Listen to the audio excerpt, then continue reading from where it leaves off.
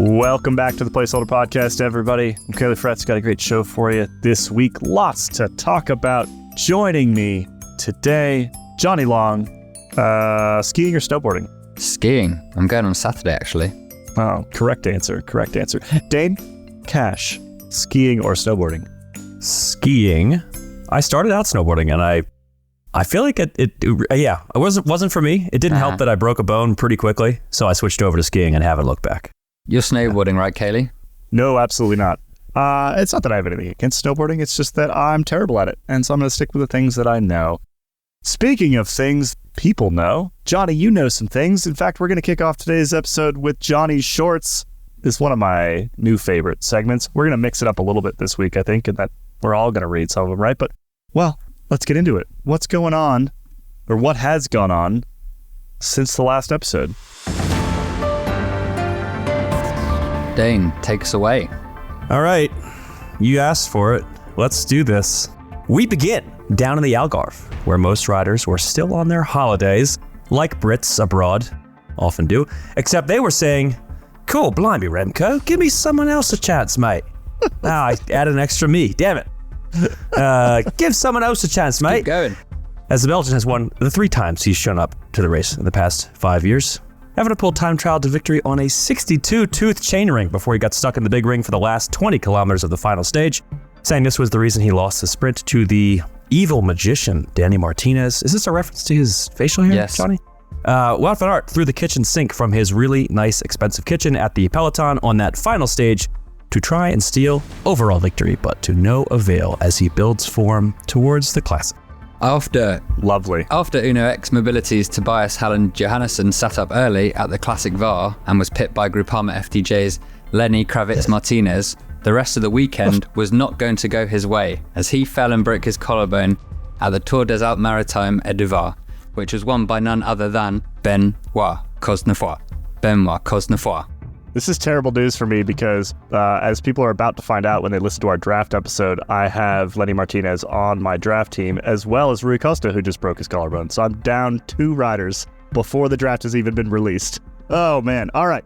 Having won the 5-stage Ruta del Sol, winning just the 5-kilometer time trial amid farmer protests that curtailed the race, the UCI has decided that Victor Maxime Van Gils will only get 20 points for his time trial victory, rather than the total of 220 for the GC win, too.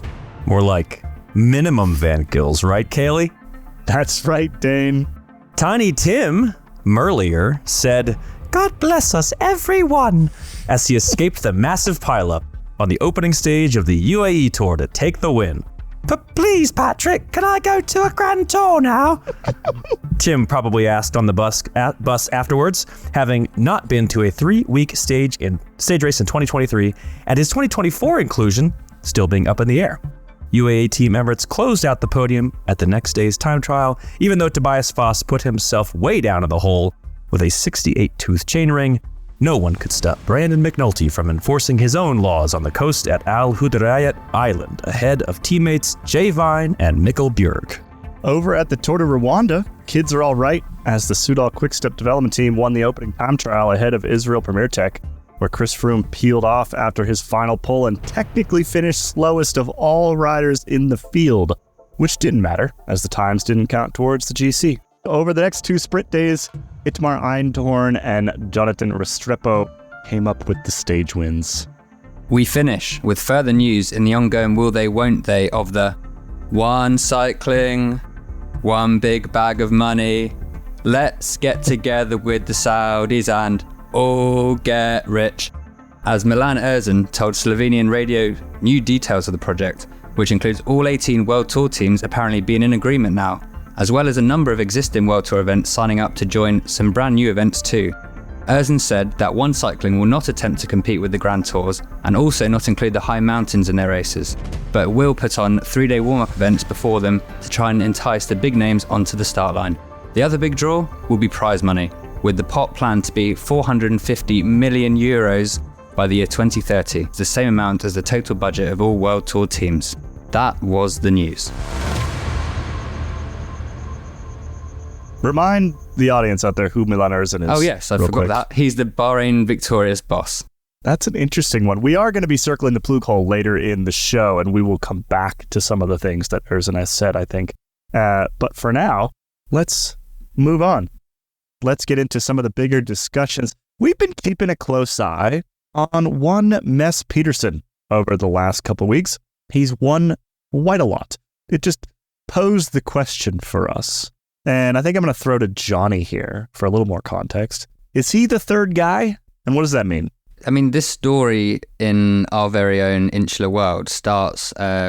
Listeners will be hearing soon a special podcast episode where we draft the peloton, the World Tour peloton, the men's peloton, to make our own teams to like compete over the season. Won't go into it, but there was much consternation about Mads Pedersen and, you know, how good he was, how he was valued. Turns out he's actually started off by winning kind of everything. He started his season at Étoile de Bessèges, came second on stage 2, won the third stage, but then he went on to Tour de la Provence and won the prologue, the first 2 stages and the overall there. So he's been sort of stacking up wins already. His form looks unparalleled. And I think he won one of the stages when he said he actually had like a really miserable day on the bike. He would have won the first stage, but it was canceled because of farmer protests. So I'm sure it would have been a win, you know, based on what we've seen. See, you know how it was with the COVID, when COVID started and it was like races being cancelled here, there and everywhere, you kind of lost track of what's going on. That's kind of what's happening with the farmer protest. It's like, where did they start? Where will they end? But anyway, Mads Pedersen, he's aiming towards the classics, and the sort of bellwether for who could potentially do well or who's going to be talked about often falls to the Belgian and Dutch press. And the canny boys over at Wielerflits are already discussing whether Mads Pedersen could be the third guy alongside Mathieu van der Poel and Wout van Aert for, you know, top billing heading into Flanders and Roubaix. We've sort of tried to put out some feelers there for like how Mads might be feeling, whether, you know, his form's better than it was in previous years as he aimed towards, you know, following up his World Championships win with a big classics win. Apparently he is going for one of these big victories, which maybe isn't that much of a surprise.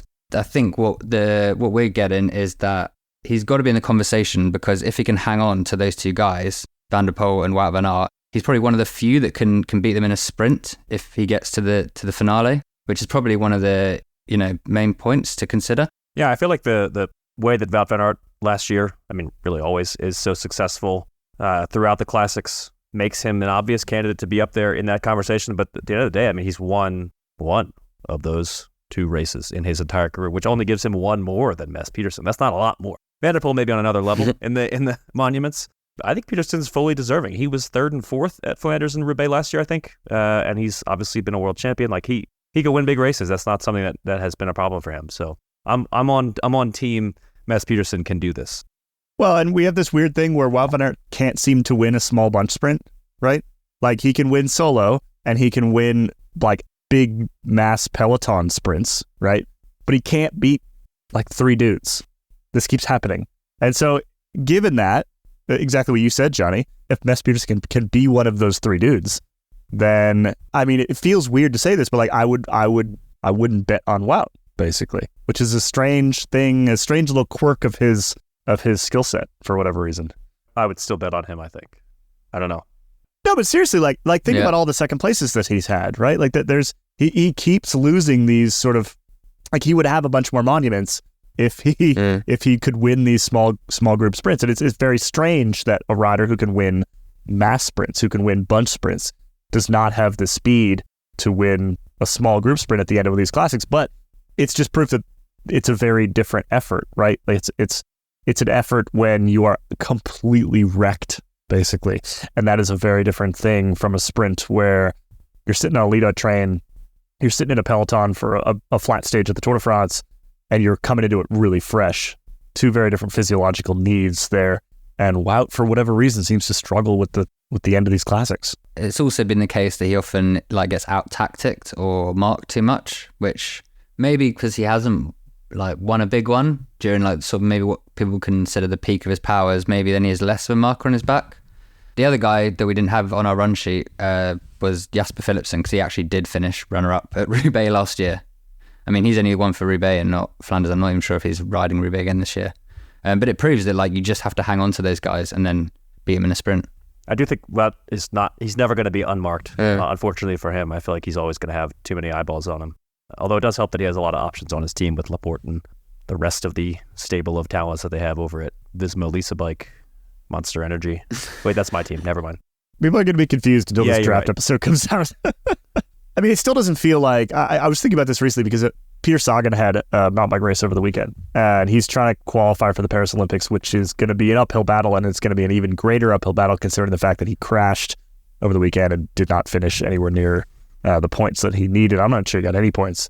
But it just reminded me of sort of like peak Sagan era, for example. Like, remember Peter Sagan, like right after, for example, when Boonen and Cancellara had both retired, and it was just Peter Sagan left, and he was basically the only guy, right? It was an entire field just staring at him for 200 something kilometers. We don't actually have a scenario like that now. Like, even Van der Poel, even Wout van Aert are not the sort of singularly dominant rider as we had in sort of, like I said, like peak Sagan era. So even though you could sort of somewhat make an excuse that they're being watched and they're being followed around or whatever else, I don't think you can point to that as a real reason for either of them to not win these races, right? Because there is enough of a dynamic now. Frankly, it was kind of negative racing back then, right? Because everyone was so terrified of Peter Sagan. We don't quite have the same scenario today as we did. And this is like, I'm talking 2014, 15, 16 kind of time. I would posit actually later than that. Sorry, Van der Poel is actually more dominant than Sagan because he's won significantly more major classics. At the same time, I think it's more. I don't necessarily think there's less negative racing. I think it's just more. He's that good. I mean, I really do think Van der Poel is. I had to say better because it's hard to judge across those two different eras with different rivals and different race scenarios. But I think he is. I think he is better at winning the biggest races. I mean, he's less reliant on tactics going his way. He can just take the race into his own hands. I think maybe I'm not making my point well enough here. My point is that in that Sagan era, because the other two had just left, right? Because the Cancellara Boonen thing, they had just retired within a couple of years of each other. Because they were gone, it was like there was only one left, right? So even though Van der Poel, will probably end up winning more of these races by the end of his career, in that moment, in the context of that peloton, in the context of the top riders of that moment, Peter Sagan felt like the only person you had to watch, basically.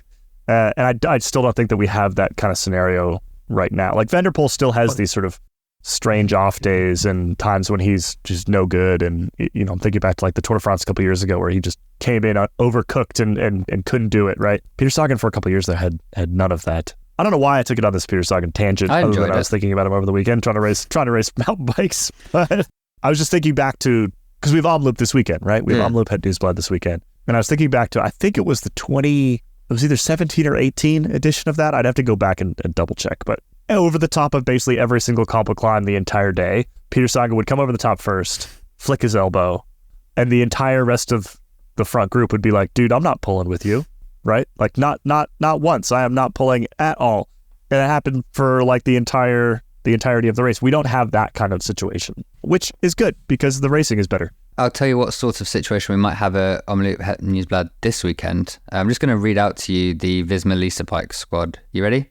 We're in numbers 1 to 7, which makes them sort of even more imposing. So Dylan van Baarle, Wout van Aert, Christophe Laporte, Tige Benoot, Jan Tratnik, Matteo Jorgensen and Eduardo Affini. I mean, a team of leaders, bar a couple maybe. Even Tratnik. Yeah, that's... I mean, 3 days ago, I might have said Tratnik is sort of one of the lower... I mean, he is one of the lower compared to Wout van Aert and Laporte, but I mean, he just came out of a podium ride at Algarve. He's obviously doing he's on great form right now. I mean, they are... Yeah, it's a good team. Okay, so here's the rampant speculation question. How many Visma... Jeez, it's going to take me half a year to get this. How many Visma Lisa Bike riders will be in that front group? Let's call it with 20, 30K to go. 30K to go. 3. 5? I was going to say 3, but since you're saying 3 and he's saying 5, I'll say 4. Yeah, I'll get that middle one. Yeah, we can come back to it. All right. See what happens. We'll come back next week and decide who was correct. Well, since this is kind of we're not doing preview episodes on this podcast, but we are obviously going to talk about Omloop because it's a great race and it's the kickoff of the proper season. I'm not scared to say it. It's coming up this weekend, and we thought we'd do a little form check, which is really quite related to what we were just talking about with the Visma boys. So form check after the sort of early season, we've got Algarve, we've already back to TDU, we've got a whole bunch of racing under our belt at this point. Classic style races, sprint style races, climbs. We have a fairly decent picture of what's going on in the season thus far. So let's do a bit of a form check. Some big names. Dane, who stands out to you? Well, after you've just said that the season is only starting this coming weekend, I'm about to make a mountain out of the molehill that is the Algarve results and other races that apparently don't matter. So you're really setting me up for failure here, boss. No. But I'm going to try to convince you that the performances of riders at the Volta Algarve, should matter to you. Particularly, we're looking at Remco Evenepoel, who has a habit of doing well in this race. As we discussed in the Jonny Shorts news section, Remco tends to go to Portugal and shine, and he did just that. I think that, to me, coming out of this race is the big story. It's Remco looking great, and also I was very impressed at how Mikel Landa played a good teammate in the climbing stages of that race. I actually really liked what he was doing there. He was putting the power down towards the finish of the main climbing stage early on in a way that, he might have gotten away himself if nobody chased him down, and then it didn't work, but that did put pressure on everybody else. So then Evenepoel was the one who really benefited from that and finished second on the day. And I think that's what's going to work for this duo. I think there's going to be days where Landa goes to the front, tries to do what he can. If people let him go, he gets away, he gets a stage. If not, maybe Remco Evenepoel just watches his rivals, fall off the pace. Can I stop the form check real quick and switch over to a vibe check with Remco Evenepoel? Vibe check on the post-race interview where he basically said I couldn't shift out of my front chainring, and so therefore that's why I lost. I think it's bad vibes. I think he needs to stop doing this because we all know he's a good bike racer. He doesn't need to remind us. He doesn't need to be like, I would have won that race if I... It's very sort of like amateur bike racer, Cat 3, you've got your list of excuses sort of pre-prepared for post-race when, I got cut off in the last corner. Oh, I did too much work early on. Oh, whatever else happened. I think I had a slow leak in my tire, blah, blah, blah, blah. It feels like that to me. And so I think that vibe check, poor. But form check, Remco Evenepoel looks quite good. Can I log on quickly as the Remco Evenepoel defender? Okay. If he finishes the race and he doesn't win, he's got like a crowd of Belgian journalists waiting to just ask him why he didn't win. And instead of just being a humble guy saying that Daniel Martinez is better and then having to endure like a week of people being like, oh, has Remco Evenepoel lost some of his top speed or da-da-da, he just says like, well, I would have won it if everything had gone right, And I'd rather he say that than, I don't know, not say anything or give a crappy answer. But I get what you mean. But it feels like he can't win, right? He either says why he probably didn't win, or the dozen Belgian reporters just tear him to shreds. My issue with this particular one is it was very hypothetical. It wasn't like I couldn't shift in the finale, and so therefore I literally couldn't go fast enough to win. It was like, I couldn't shift earlier, which made me tired, which made me not win the sprint. It was a step too far. And he'd already lost the sprint to Martinez. And he'd already lost the sprint. Yeah, and it's funny. Remco gets a fair amount of stick from English language audiences, I think. A lot of our audience don't seem to be big Remco fans. And I think this is the sort of thing, and maybe it's a cultural thing, maybe it's a language thing, maybe this is just who he is, but people don't seem to appreciate that sort of thing. So anyway, the vibes for me were off. But again, the form was even good. The phone thing. You didn't like the phone thing? I think the vibes for the phone thing are good. That was good. Those are good vibes. I don't like top riders. Yeah, well, making excuses for not winning things when they don't win things. Western sports fans just don't really like out and out winners, do we? We want our win. It's kind of the same in cycling, right? Like how the French love a valiant loser. We don't necessarily love that's true these dominant I think forces, unless it's like a team sport where it's your team, right? Yeah, I think people like that in team sports. I also think people are fine with it even in tennis. Some people are okay with that sort of thing. I think it just depends on the rider or the athlete. All right. Anyway, we've drifted. We've vibe checked hard enough. We've drifted. Dane, bring us back in. Who else stood out to you? He won the overall, so he didn't win a sprint, but he did pretty well. So his form is good. Danny Martinez, though, I think a little bit lost in the shuffle of all of the Primoz Roglic going to the Red Bull team. Boy. He is good. He's good at bike racing, and he's a newcomer this year. He's a signing to that team that also signed Roglic, and so I think there was a little bit of people didn't really, oh yeah, Danny Martinez, he's going to race with Bora. And now he's already shown like he's pretty good. He can climb with the best of them. He's a time trial, multi-time national champion. And yeah, he ended up finishing second overall, and he did win, 2 stages? So, I mean, heck of a race from Danny Martinez, and a strong showing that, hey, I'm here at Bora. It's not just Primoz Roglic, so yeah.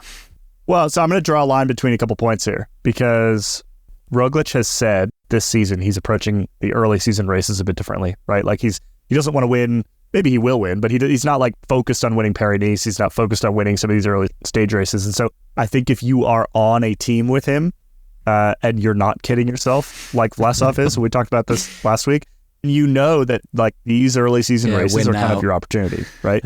You got to win now before.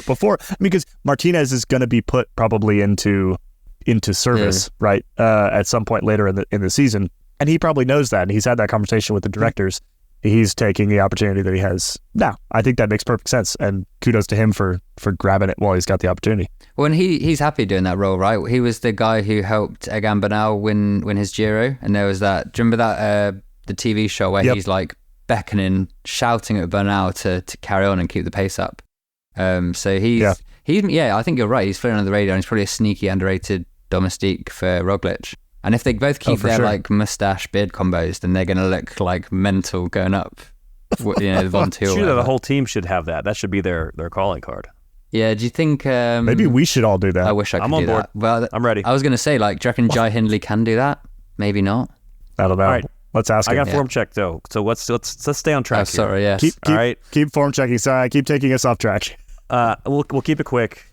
Tom Pidcock, I think, looked pretty good as a GC rider. That's something that is a big goal for him moving forward, is to be a guy who doesn't just do all the other things that he does, but the GCs are important to him, and he was climbing pretty well in this race. He ended up finishing top 10, 6th overall. There we go. I was impressed by him. I was impressed by Geraint Thomas being a good teammate, working hard for Tom Pidcock. Over the course of the race, Thomas had very, very little aspirations of his own, but worked for Pidcock. On the other side of the spectrum, I was kind of like mildly disappointed in Wout van Aert, which is funny because he did win a stage and looked pretty good. I don't know, I kind of was hoping he'd come into the Volta ao Algarve and like win the GC and show everybody that he's actually going to go win the Giro. That's what I want. I want to see that. I want that drama. And, he climbed okay, but he did eventually get dropped on the big climbing stage. He was just okay. And I want more. The bar is high, obviously. He won a stage. He won the 3rd stage of the race. He finished 7th overall. Most people would be pretty pleased. I wanted more out of Wout van Aert. He's not winning the Giro. Yeah, I guess. Maybe. Anyway, Theo Gegenhardt, the other maybe big story coming out of the race. First race back since his horrible crash at last year's Giro. He finished 12th at Algarve and was pretty good on the climbing stages. The time trial was less good for him. But yeah, he looks good on the climbing stages, so good for Theo Gegenhardt. Welcome back. Welcome to Little Trek. And then just a quick update from the UAE, where we have some other big names racing. We've got, Brandon McNulty. He's from a little old country called the United States of America. And he won a bike race today. And that was, I don't know, I said the Pledge of Allegiance, and it was great. And so keep an eye out for Brandon McNulty to continue to fly the red, white, and blue. I guess that flag is or the colors are pretty standard across the world, but that's also our flag. And then Tim Merlier, won a sprint. So not a whole lot of big name sprints so far this year, other than Sam Welsford crushing everybody at Tour Down Under. But Tim Merlier has now won 3 races so far this year in just like 6 or 7 days of racing. So good on you, Tim Merlier.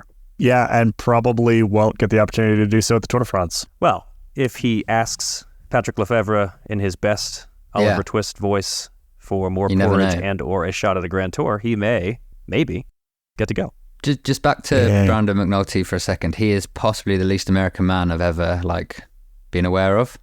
Oh, why?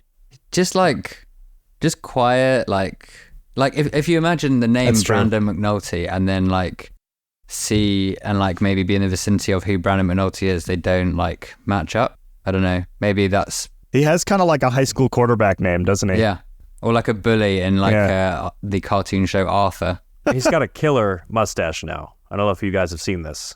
Everyone has a mustache. It's like the farmer protest. You can't move from mustaches in the peloton. Well, not Primoz Roglic and Danny Martinez. They're rocking it's a little different. Yeah, what's that called? It's not a goatee, is it? That's a goatee. It's They a got goatee goatees. and tash.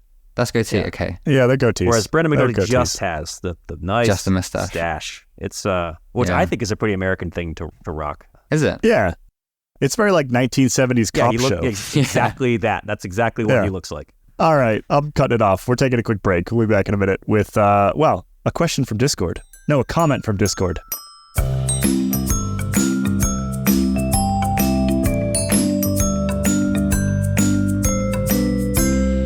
Welcome back, everybody. We are unfortunately headed back into Dane's doping dungeon. Thankfully, not a whole new raft of news. Just a comment from Discord that we wanted to bring up because, frankly, it's a thought that I haven't had before and I haven't heard vocalized, but makes a lot of sense. So here's what Detective on our member Discord has written. One thing that always bothered me about the WADA doping protocols is there's no control group. They don't test random people who have no incentive to dope, so we really have no basis to judge how common or plausible stories of accidental doping positives are. I think this is an excellent point. So I reached out to two different folks who are kind of involved in sport anti-doping and asked if there was a control group, because I actually wasn't sure. I'd never heard of one before, but I don't know, maybe WADA did this at some point, and neither were aware of one. That doesn't mean that it's never happened. Doesn't mean that there's a study out there somewhere that just tested a random group of people at some point for these doping products. But the thing is, I think it would have had to happen relatively recently, right? Because as I said in last week's show, the technology for picking up on these really tiny amounts of substances is it's not new, but it's relatively new, right? Like it's only in the last probably half decade or so, maybe a little bit longer, that it's been regularly used in anti-doping, which has also, I think, been a big reason why we've seen a lot of these contamination cases. So I think it's an interesting question that Detective brings up, which is, what would you do? Like, let's say you just tested the three of us. Like, what are the chances of one of us having something in our system from having eaten meat or having eaten something else or having actually accidentally ingested something out of I'm not a big protein powder guy, but Dane, you're pretty swole. Maybe you've got something in your protein powder. I appreciate I you don't saying know. that. Like, what are the chances of that? I have no idea, first of all. Second of all, no protein powder over here, just a lot of McNuggets. Third of all, to keep in mind, I think it's not just testing 3 people. It's like, it's literally thousands of tests. And we're wondering how likely is that there's one that sort of says, okay, this is sketchy. And then is that person actually doping or not? That's the real question here, is across thousands of people, how many times are you going to get, a tainted sample or whatever, which we just have no idea. I think. Which is it's a very interesting question. So I like I said, I've reached out to 2 different folks, and I'm going to keep poking and prodding and see if there's an actual answer here. There's a lot of scientists at WADA who understand scientific method, and the control group is kind of a core principle of that, right? So I would assume that it's something that's been thought about elsewhere, even if the 3 of us have never considered the possibility before. We will bring you more on that. How with the biological passport? That's just for certain things, isn't it? That's just for the whatever the level thing is, hematocrit. Well, it right? No, it tracks a whole bunch of markers. Okay. Tracks a whole bunch of markers, but it also isn't used that extensively, right? So in the men's peloton, it's used pretty extensively. In the women's peloton, it's not used quite so much. In fact, there's a whole lot of the women's peloton that's not on the biopassport at all, or it effectively isn't because they get tested so infrequently, basically. I haven't checked in on the women's peloton and the biopassport in a couple years, but when I was doing some research for a story, this would have been like 2020-ish, sort of pre-pandemic, what I was uncovering was that there were maybe like a dozen or so riders in the women's peloton who were actually being tracked by the biopassport, which is a tiny number, right? Does sort of raise some questions around the women's peloton and doping and things like that. Anyway, an interesting idea there from Detective. If anybody has thoughts on that or some insight that we haven't been able to gain as of yet, direct message me on or drop it into the placeholder chat over on our Discord, or hit me on Twitter or whatever. I'm interested in that question. As far as I know, and as far as the 2 folks that I reached out to know, there has not been some sort of like mass study, again, of thousands of people. It's a similar number to that you're going to look at in testing athletes, to look at just sort of general population anabolic steroid use, basically. But is this control group going to end up having to all relocate to like northern France to drink the milk there to prove that anyone could test positive for the steroids. You'd have to find people like all across the world, right? All right, I'm cutting it off there. That was enough. That was enough punitude for one segment. We'll be right back. We're going to circle Plugge hole. With a twist.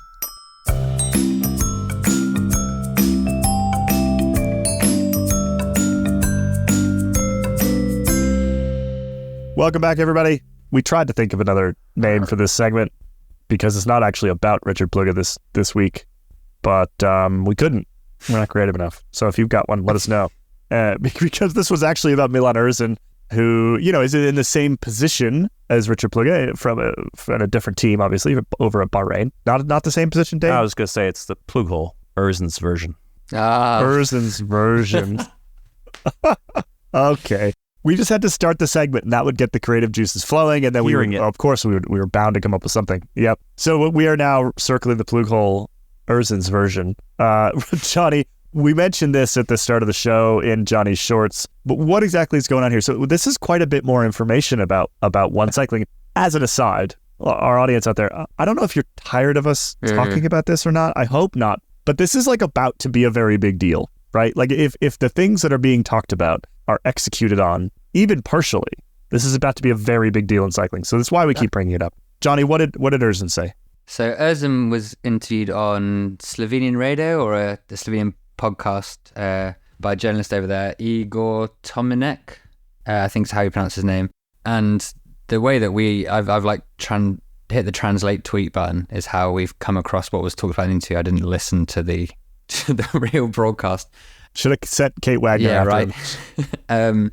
But basically, it's Milan Erzen giving quite a bit of information on the potential One Cycling project and a lot of things that we haven't heard before because Richard Plugge's been keeping his cards close to his chest.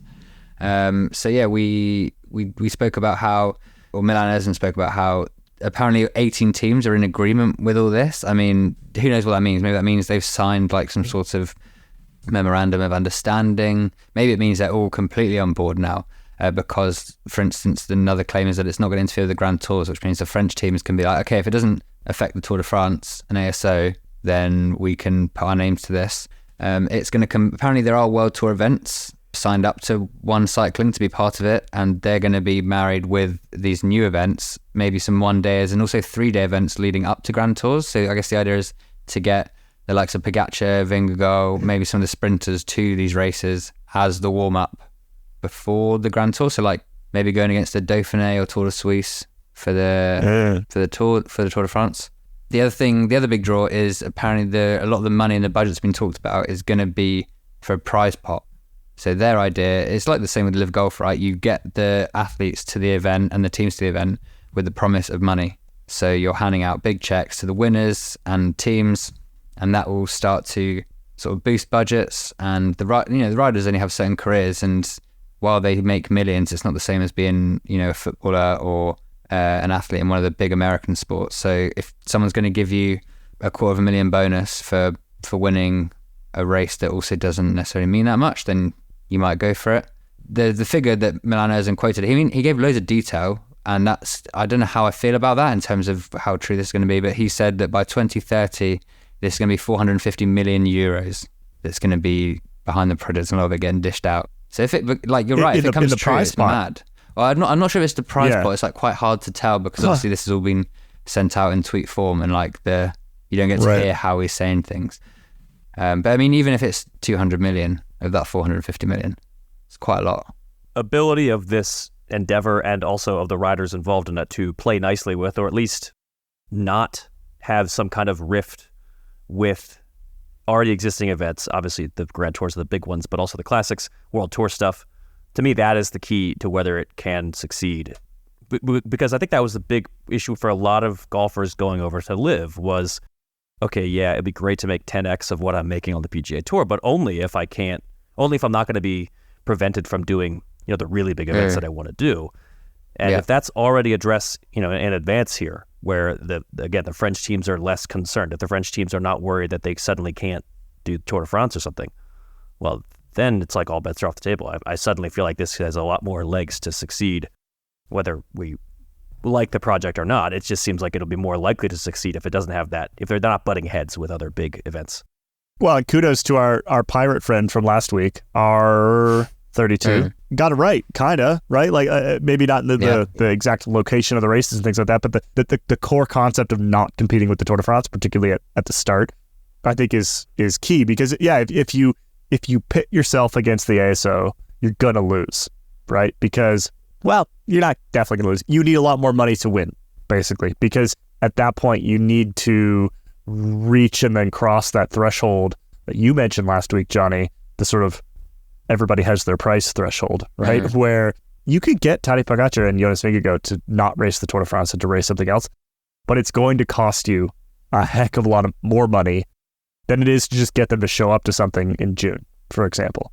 Now, I think there's probably lots of questions around like, okay, is this race in June actually going to be the type of tune-up that these riders want and things like that? All that starts to come into play. But again, if there's enough cash and everybody has their price, I think that it's pretty likely that we see this happening, that we see riders showing up to it, that we see these events getting wrapped into it.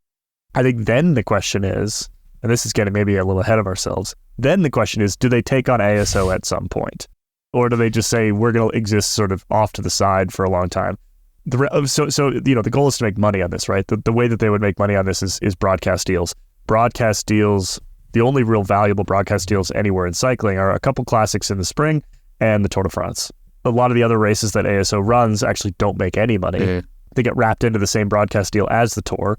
The Dauphiné doesn't make any money for ASO. Paris-Nice doesn't make any money for ASO. So the idea of just making smaller races that sit off to the side and having that be a money-making endeavor, I think is still quite optimistic unless you eventually take on the Tour, which is why I mentioned that as a possibility in the future sometime.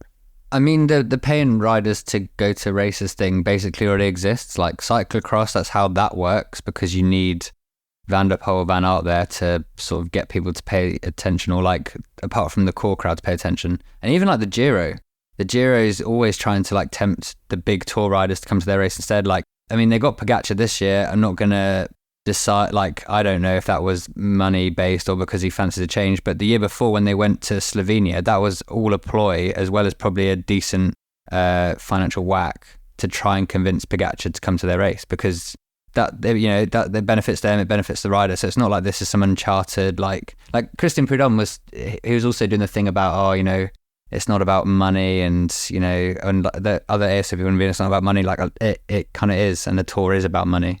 It's all about money. It's a company. First, I just want to go back to something you said real quick about the Giro going to Slovenia as a ploy, and it just makes it sound nefarious. And I just, I feel like it was kind of nice that they went to Slovenia. Yeah, things can be nice and a ploy. Yeah, I mean, but you give your dog a biscuit to make it do what it wants. Do you do what you want it to do? It's all a ploy. Yeah. But about what Prudhomme said, I think the point that he was making, it was in French, but was that no amount of money could really achieve the objective here. And I don't know that that's true, but to go back to what you said, Caley, I think if it's not going to actually compete directly with the Tour, at least at the start, then whatever the amount of hypothetical money required goes way down. Then it's like, okay, this could actually succeed. The one detail I missed out when recalling what Erzen said is that one of the plans of One Cycling is to make an app, like a subscription app, so you can see like behind the scenes features and interviews and race recaps, and also like to buy merch. And I mean, we're a subscription model business, okay, but our one is like founded in some sort of reason and logic and journalism. Whereas like when I read these things of like, we're going to make an app where you can see interviews and behind the scenes, like when has a behind the scenes corporate thing ever been any good? And merch as well, like never. So that's the one thing where I'm like, terrible... is this good? Is this a good idea? Are these people smart, or is this bad? No, that's just a classic case of people who don't make media thinking they can make media well, right? And make media that people will pay for. Merch sales propping up, like right. I mean that's just that's somebody chucking numbers at a PowerPoint presentation. Yeah. That well, to be fair with merch, I mean, American sports teams make boatloads of money off of merch. Yeah, if you're Georgia Tech and not like the new Tour of Denmark. Just real quick, why that's cool? That was just a random one to go for. First one, they're quite a big football school, aren't they? I don't know. It's pretty big. My brother went there, and it's just a very, of all the hundreds of schools, I'm just like, okay, cool, good one, good pick. I like that. I'm just saying that the like becoming a media company is not the way to make money. Riches. Yeah, like let me just tell you, as the owner of a media company, Yeah. that is just not. I mean, if you think through the teams right now currently making content, right, internally in particular, who's making good content internally right now? EF. Maybe EF out of the entire group. Little Trek right? kind of like do okay. Little Trek does a decent job sometimes. Like I haven't listened to Sonic the Alex Wolfpack Pound's Howls watchable. yet. I don't want to. the Wolf. I don't want to trash on the Wolfpack Howls, the new podcast, without having heard it yet. You know, maybe it's good. I think I said this Maybe in the it's previous great. episode. It doesn't open with a Wolfpack howling. So for me, So that when I didn't alone hear is- that, I turned off. All right, Yeah. well, Yeah, that part is silly. Like, you know, the diversifying revenue, great. But you're talking about such massive numbers here that, like, I don't know. This sport is not a ball sport, right? Like, no one buys jerseys, No. right? Like, maybe in Belgium. In Belgium, you see Yeah. Quick Step jerseys. And in There are the Netherlands, yeah, you You do see Jumbo see some jerseys. old Jumbo. Visma jerseys. yeah. In Japan, Yeah, there you were, see Jumbo but, jerseys. like not many. But not many, and those are very small markets, Yeah. right? Like in the grand scheme of sport, those are Belgium. very small markets. Kaylee, you Yeah. have been an advocate for people wearing jerseys. They need to hire you. I think it's great. I think it's cool, too. great. Yeah, I love it. But I'm not saying it's a deeply unrealistic. Yeah, I would never do it myself. I just like it. Source of revenue. And if you think that you're gonna like run, you know, that people are gonna pay money for an app that like No. puts them on the bus ahead of a race. They're not, because you know what that footage is going to show? Absolutely Okay, nothing. guys, because if it there's was a corner interesting, the thing is, like, the directors just won't say anything interesting, because if it was interesting, they wouldn't want to put it Yeah. on an app live, right? Or even after live, because that's how they win bike races. Like, it's the same reason why most sports leagues, all sports leagues, don't have cameras in the locker rooms at halftime and things like that. Like, it doesn't happen. Anyway, we're getting a little off topic here. I think that part of this plan is stupid. It won't work. But there are other bits that are interesting. So again, we will keep an eye on it. I'm glad Milan Erzen finally gave us a bit more information. Again, Yeah. we are still seeking additional information. I've sent some notes around. The message I got back the other day from one team was basically, we have nothing to give you right now. So I think that the teams may have signed on to some vague thing, but I don't think that there's a ton of detail nailed down yet, is where the sense that I get. Anyway, When we get close, I can go and camp outside the London EY offices. So I think that's where they're doing all these meetings. That'll be great. What have you got Those- to say for yourself, Mark Madio? the GMs as they come in. All right, let's take a quick break.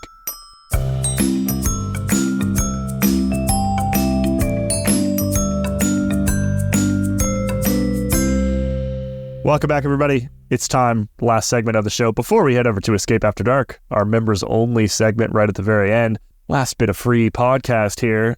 Some knee-jerk predictions about this weekend. We've got Omlib coming up. Dane, you seem like the best person to ask about knee-jerk predictions. What do you think's going to happen this weekend? We got Kerna versus Kerna as well. We could guess that one. I make pretty serious predictions. I don't make knee-jerk predictions. I take all the data, I crunch the numbers, I've come up with the most, analytically sound answer to your questions. So that's what I'm going to do here. Are you going to tell us how the race is won afterward? Well, I will throw to another fellow who might. Thanks for mentioning that. We do have a podcast coming up here pretty soon because the season is back, as you have said. So yeah, when we do talk about this race in a pretty serious fashion, and when we do tell you how this race was triumphed in, my knee-jerk prediction is that it's going to be Lawson Craddock and Riley Sheehan 1v1, but then Matteo Jorgensen is going to win the race ahead of both of them. And they're going to play the national anthem as they cross the line. No, just kidding. I think Visma Lease Bike is going to go like 1 through 7 in the top 10 of this race. Well, that was my prediction. They have their entire heavy hitter squad here. I just don't see how anybody's going to stop them. Van Baarle, Wout van Aert and Jan Tratnik do their Visma Lease Bike early season breakaway thing, and then they give Jan Tratnik the win because they've realised they need good PR this year after all the bad PR of the stuff last year, so they let the modest mouse Jan Tratnik win. And then Jasper Philipsen wins Kerna Brussels Kerna because, I don't know, that's what probably will happen. I don't really like. I think Tim isn't Tim Merlier going to win Is he? Kurna? I think so. I've got Tim Merlier for Kurna. He's not. He's at UAE. He's not? Oh man, I gotta relook at my Kurna picks then. Oh god. Oh god. Oh god. Luke Lamperti, yeah. Yeah, well, he's actually he's actually capable good. of it. He's good. And he's real. I met him. He's a real person. He exists. You haven't met them, they're not real. You've never met me, right? Have we met in person, Jonny? Yep, not sure if you're real. I'll tell you who else I'm not sure is real, just looking at the start list. Cameron Worth, not sure if he's real, never met him. I bet there's a lot of Australian met him. listeners He's who real. know that he's a real person. Yeah, I'm not sure if Australia's real. He's pretty real. Isn't that a big internet conspiracy? That Australia's not real? Kelly's been there. I have been there, but birds aren't real. Right, that's a thing. Oh, that's it, yeah. They're not real. That's true. Yeah. All right, I've got my knee-jerk predictions for Omloop and Kurna. I think Arnaud Delis for Kurna. The sausage man. The sausage dual man. Arnaud 9 pounds weekend. of sausage and an 8-pound sack. Yeah, so Arnaud Delis for Kurna is my pick, and I'm going to go with... I mean, how do you look past Visma Lisa bike for Omloop? I don't think you do. You just like, but I do agree that it's going to be one of the lesser the lesser Vismas. I think the spotted lesser Visma. Tiege Benoot. I think Tiege Benoot's going to be the Omloop winner this year. So there we go. I've got my 2 picks. So did you guys pick already? Yeah. I don't think I picked a Kurna winner. Dane gives a Kurna winner. So wait, did you go with Delis in the end? Yeah. Yeah, Arnaud Delis for Kurna and Well, if Tiege you went Benoot with for Delis, I'll Omloop. go with the other Arnaud. I'm rocking the Arnaud Demar pick. All right, that works. The swordsman. Heck yeah. Neither's winning, but that's why these are knee-jerk predictions. Knee-jerk just means wrong. All right.